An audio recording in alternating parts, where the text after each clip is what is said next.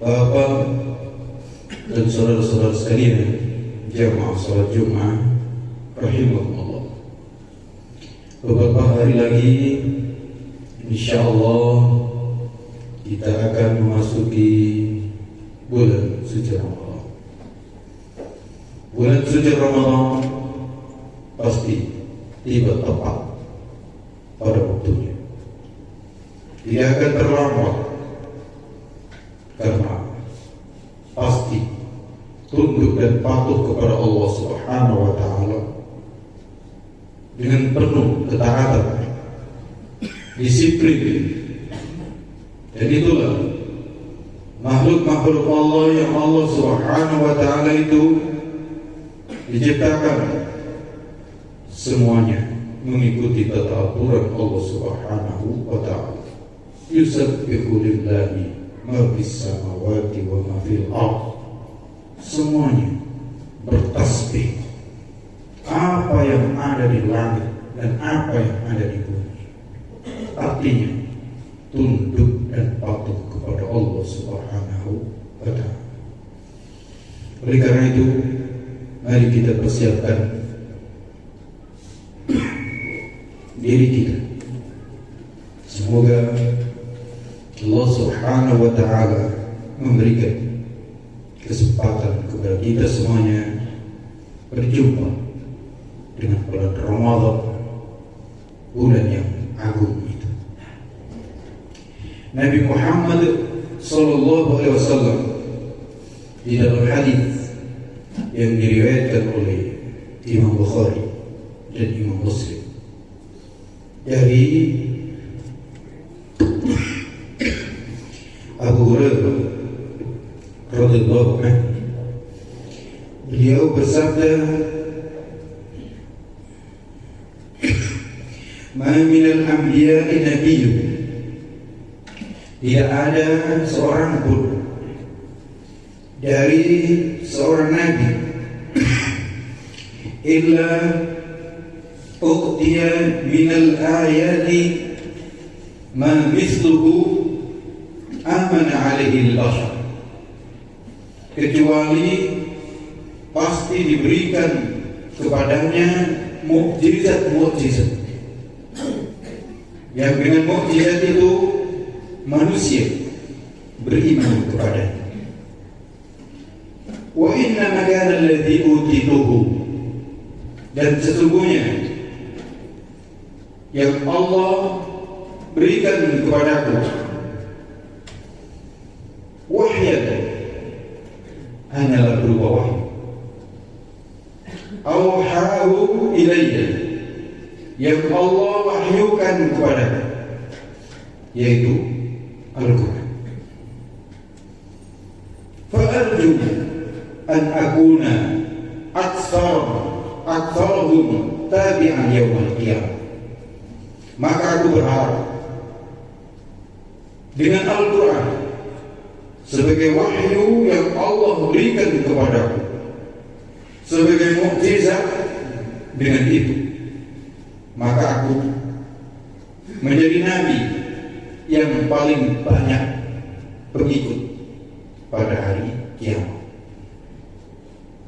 Bapak dan saudara-saudara sekalian, hadis ini memberikan pelajaran kepada kita bahwa bulan Ramadan itu adalah bulan mukjizat, bulan di mana Allah Subhanahu wa Ta'ala memberikan mukjizatnya kepada Nabi Muhammad sallallahu alaihi wasallam berupa Al-Quran. Karena itu di dalam Al-Quran Allah Subhanahu wa Ta'ala berfirman, "Syahrul Ramadan alladzi unzila fihi al-Quran." Bulan Ramadan, bulan di mana Al-Quran diturunkan. Dan itulah mukjizat yang Allah Subhanahu wa Ta'ala berikan kepada Nabi Muhammad sallallahu alaihi wasallam. Ternyata sebagaimana di dalam hadis tadi, manusia itu paling sulit untuk beriman. Manusia itu paling sulit untuk percaya kepada yang benar. Manusia itu paling sulit percaya kepada Allah. Manusia itu paling sulit percaya kepada Nabi. Kalau makhluk-makhluk yang lain ternyata gampang. Allah panggil dan Allah perintahkan langsung percaya dan langsung tunduk. Termasuk langit dan bumi. Ini pernah dipanggil oleh Allah Subhanahu wa taala, terserah kalian. Kalian mau tunduk dengan sukarela atau tunduk dengan terpaksa, maka langit dan bumi langsung spontan menjawab, ataina tawai.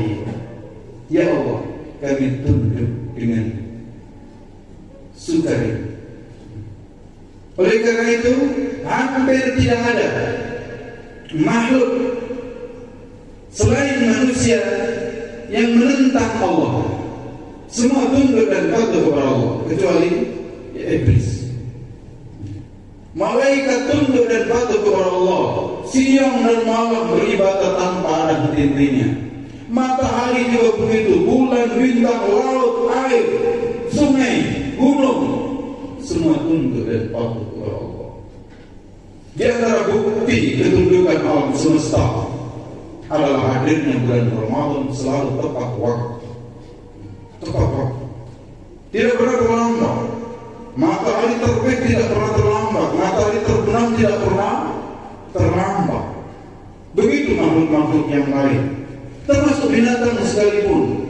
Sampai hari ini alhamdulillah ayam itu baik-baik saja, kambing baik-baik saja, sapi baik-baik saja. Tidak ada persoalan. Tidak ada yang melanggar sopan santun dalam kehidupan binatang tentunya. Nggak ada sapi itu yang terkena narkoba atau yang mengkonsumsi narkoba atau yang salah makan, nyaris nggak, biasa normal. Maka ada hutan yang rusak bukan karena hewan, bukan karena harimau, laut rusak bukan karena ikan, dan seterusnya.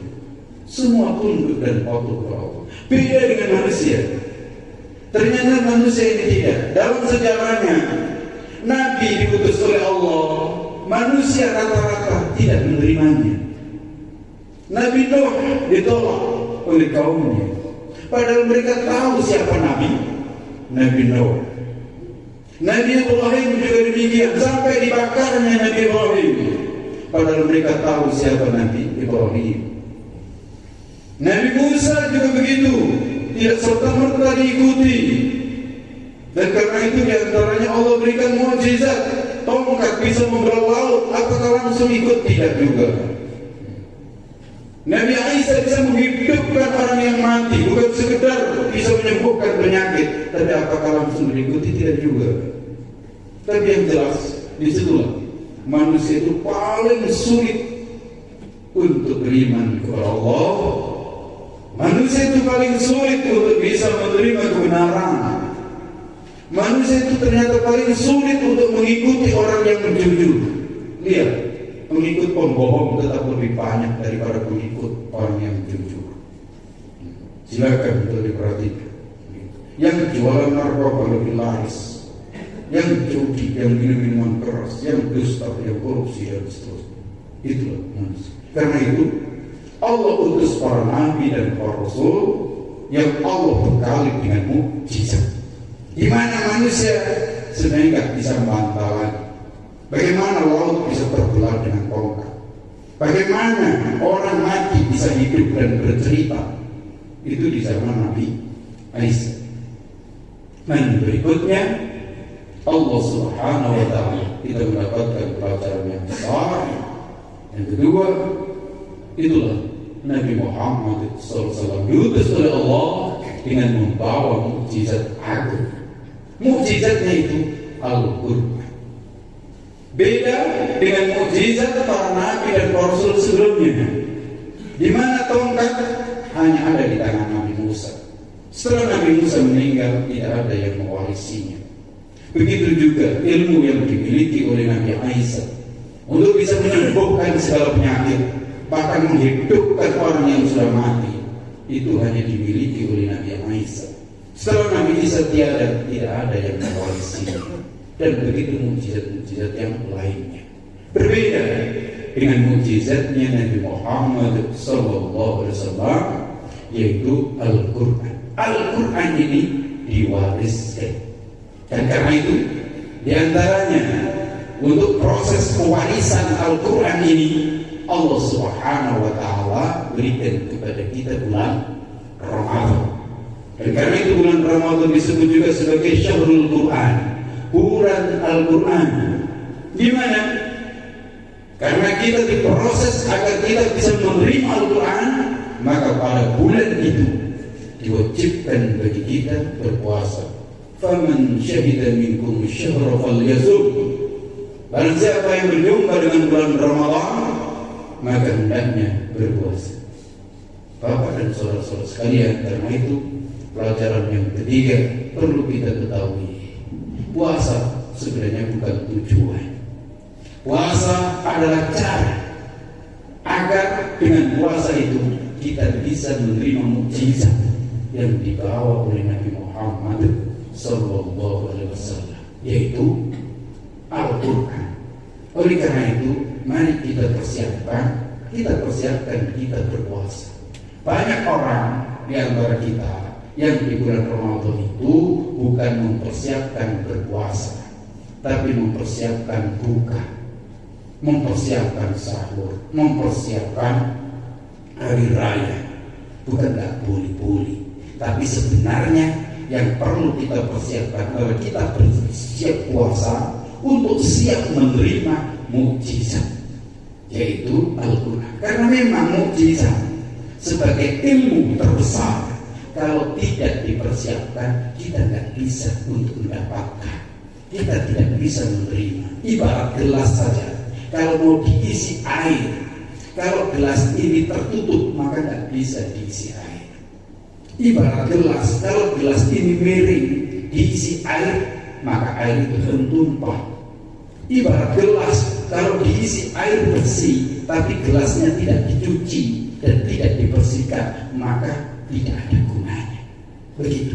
Nah, karena itu di bulan Ramadan kita diproses, kita dibersihkan, dibuka mata hati kita sehingga Al-Quran bisa masuk ke dalam jiwa raga kita, dan dengan demikian kita menerima mukjizat agung itu. Yang keempat, Bapak dan saudara-saudara sekalian, karena itu di bulan Ramadan agenda yang paling utama, tentu di luar puasa, di luar sholat fardu, itu adalah tilawatul Quran, baca Al-Quran. Dalam kondisi jiwa kita bersih, dalam kondisi kita hati kita suci, dalam kondisi jasmani dan rohani kita siap untuk menerima Quran itu. Maka silakan kita persiapkan agar di bulan Ramadan kita bisa membaca Al-Quran secara utuh.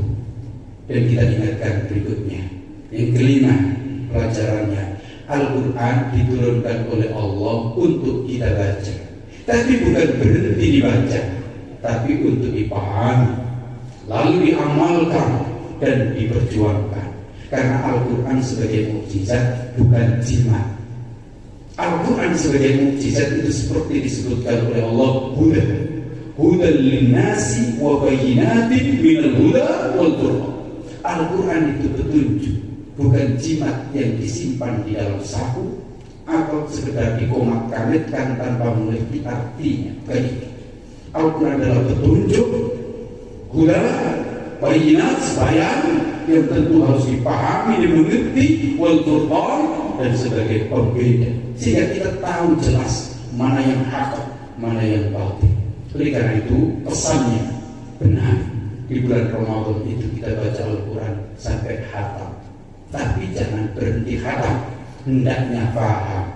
Banyak yang senang kalau sudah khatam, padahal sebenarnya Al-Quran diturunkan bukan sekedar untuk khataman, tapi Al-Quran diturunkan adalah menjadi pelajaran yang harus kita pahami, lalu kemudian diamalkan. Nah, kalau seperti itu, maka insya Allah kita akan menjadi pengikut-pengikut Nabi Muhammad yang di dalam diri kita ada mukjizat. Dan kalau di dalam diri kita ada mukjizat, maka insya Allah kita adalah hamba-hamba Allah yang hebat, hamba-hamba Allah yang dimuliakan oleh Allah Subhanahu wa Ta'ala. Jangankan di dunia, nanti di akhirat saja Al-Quran itu hadir memberikan syafaat kepada orang yang membacanya, yang memahaminya dan mengamalkan. Itulah dasarnya Al-Quran. Sebagaimana Nabi Muhammad itu tidak punya apa-apa dan tidak bisa memberi apa-apa. Nabi Muhammad dimuliakan oleh Allah dan mulia lebih dari seluruh para nabi dan para rasul,